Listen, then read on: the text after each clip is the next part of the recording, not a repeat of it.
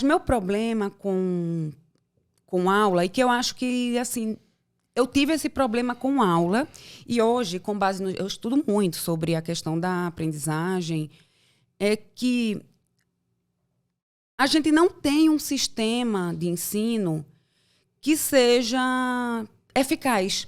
Na época era o que se conhecia. Sim. Mas hoje a gente não tem.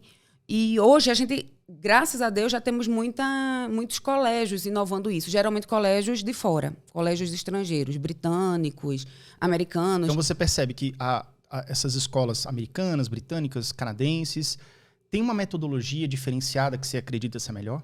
Com certeza. Yuri, você pega crianças de primeira série, que é no primeiro ano, você coloca crianças de quê? 7 anos? 6 anos? Por aí. 6 anos. 6 para 7. Meu sobrinho está no primeiro ano e tem 6. Fez 6 em dezembro. Aí você coloca crianças de 6, 7 anos num sistema de ensino onde elas têm que ficar sentadas, recebendo passivamente a informação do professor, e o professor está lá só explanando. Despejando. A criança, nessa idade, ela não tem o controle inibitório. O controle inibitório é a questão da aprendizagem em si, né? Você tem a memória Você tem a memória sensorial, que é, fazendo um rápido resumo aqui, você tem a memória sensorial, que são todos os sentidos, que é infinito, é ilimitado, que você pode sentir. Sim. Só que você não consegue prestar atenção em tudo.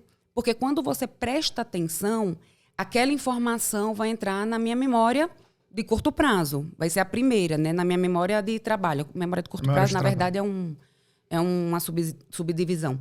Mas aí, por exemplo, eu estou vestindo minha roupa aqui. Não estou nem pensando, porque dura milésimos de segundo. Mas se eu focar minha atenção... Aí você começa a sentir. Aí eu sinto. Entendi. E aí, essa informação fica na minha memória de trabalho, enquanto eu estou trabalhando com ela. Se ela for importante para mim e eu fizer técnicas para processar ela da forma correta, ela vai para a memória de longo prazo e aí fica lá armazenada, senão ela é esquecida. Mas a questão é que a memória de trabalho é dividida, é uma dos componentes das funções executivas do nosso cérebro, que é quem comanda raciocínio, pensamento, comportamentos. E um outro fator é a memória de trabalho mais o controle inibitório.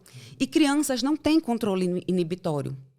Elas não têm. Por elas não ter controle inibitório, elas são mais impulsivas, elas são mais birrentas, elas não conseguem processar tanta informação na memória de trabalho, porque elas não conseguem prestar atenção. São imaturas, né? O cérebro dela está imaturo. Ela não percebe que, olha, se você não prestar atenção, você vai tirar nota baixa. Ela só quer saber de brincar, né? Sim, até porque é uma questão estrutural. O nosso neocórtex, que é a parte mais desenvolvida do cérebro, a mais atual do cérebro, em relação à questão de desenvolvimento da humanidade, só se forma completamente após os 20 anos.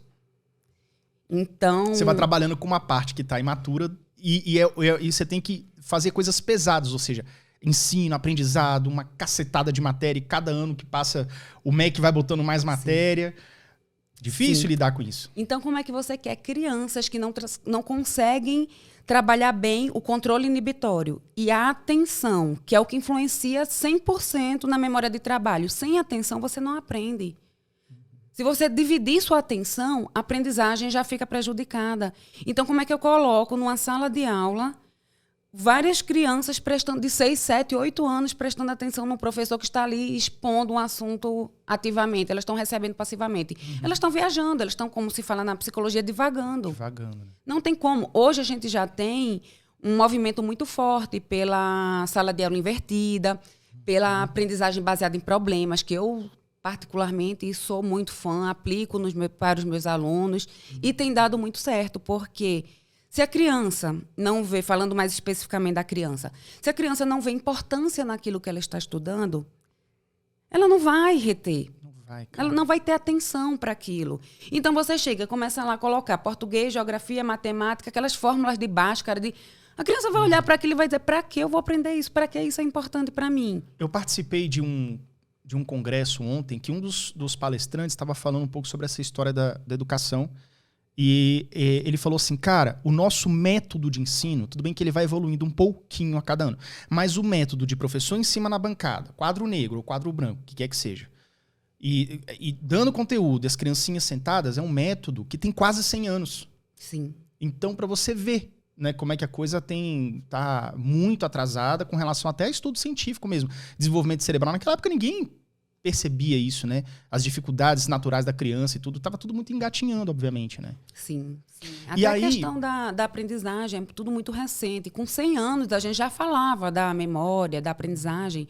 Mas, por exemplo, a primeira vez que o termo memória de trabalho foi utilizado foi em 1960. olha, muitos anos depois, né? Muitos anos. Ontem. Ontem, né?